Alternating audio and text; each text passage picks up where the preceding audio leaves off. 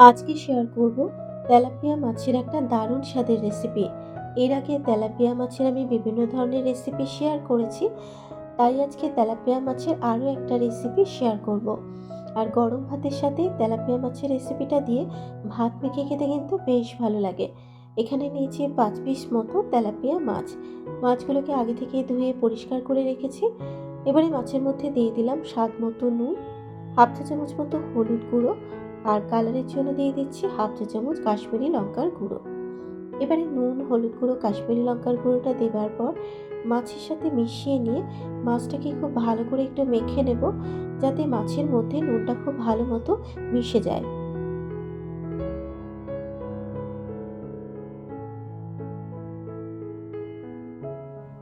প্রত্যেকটা মাছ মেখে নেবার পর এভাবে মাছটাকে 5 মিনিট রেখে দেব।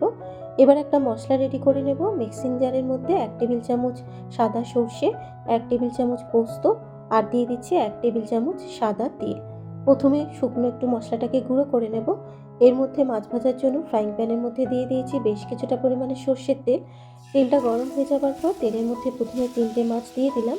মাছটা ভাজা হতে হতে এর মধ্যে পোস্ত, সর্ষে আর সাদা তিলটাকে প্রথমে একটু শুকনো গুঁড়ো করে নেবার পর এবার দিয়ে দেবো এর মধ্যে 3টে কাঁচা লঙ্কা, দেব স্বাদ মতো নুন, হাফ চা চামচ হলুদ গুঁড়ো, হাফ চা চামচ লঙ্কার গুঁড়ো, 2 টেবিল চামচ টক দই, আর দিয়ে দেবো সামান্য পরিমাণে একটু জল।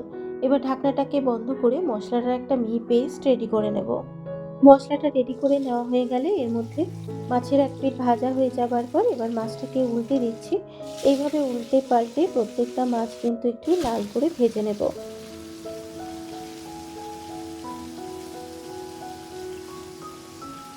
মাছের টুপিটি কিন্তু ভালো করে ভেজে নিলাম।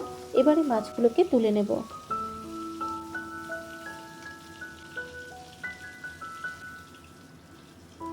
3টে মাছ ভেজে তুলে নেবার পর ওই একই তেলে বাকি দুটো মাছ ওই একইভাবে উল্টে পাল্টে লাল করে ভেজে নিয়েছি। এবার এই মাছগুলোকেও তুলে নিচ্ছি। ওই মাছ ভাজার তেলের মধ্যে কিন্তু রান্নাটাকে করব। তেলের মধ্যে হাফ চা চামচ কালো জিরে ফোড়ন দিলাম, আর একটা মাঝারি সাইজের পেঁয়াজ কুচিয়ে নিয়েছি, পেঁয়াজটাকে দিয়ে দিলাম। এবার পেঁয়াজ আর কালো জিরেটাকে একটু ভালো করে ভেজে নেব। তবে পেঁয়াজ কুচানোর বদলে পেঁয়াজ বাটারও ব্যবহার করা যেতে পারে। যেহেতু আমি একটু পাতলা করে ঝোল বানাবো, তাই এখানে পেঁয়াজ কুচিয়ে দিলাম। পেঁয়াজটাকে লাল করে ভেজে নেবার পর মিক্সিতে বেটে রাখা মশলাটা দিলাম, আর সামান্য পরিমাণে একটু মশলা ধোয়া জল দিয়ে দেবো। এবারে মশলাটাকে একটু ভালো করে কষিয়ে নেব। আর যেহেতু সর্ষে রয়েছে তাই খুব বেশি কষাবো না।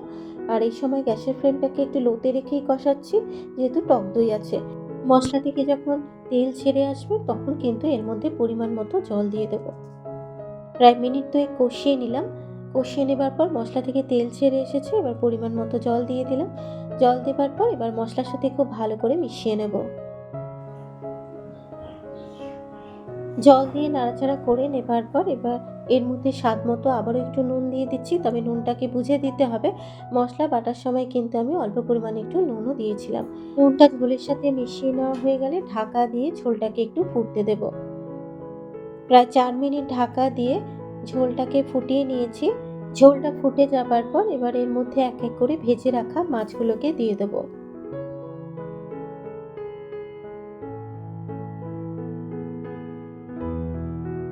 প্রত্যেকটা মাছ ঝোলের মধ্যে দেবার পর এবার মাছগুলোকে ঝোলের সাথে একটু মিশিয়ে নেব।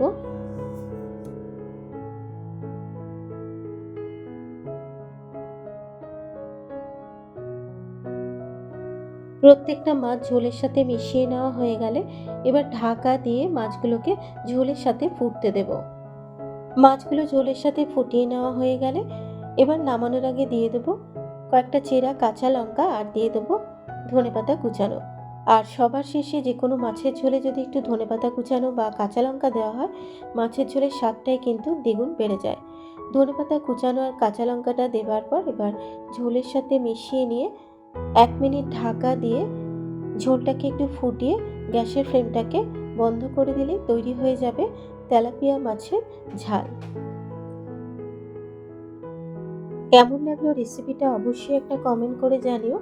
আর গরম ভাতের সাথে এই তেলাপিয়া মাছের ঝোলটা দিয়ে একবার ভাত মেখে খেয়ে দেখো, খেতে কিন্তু দারুণ লাগে।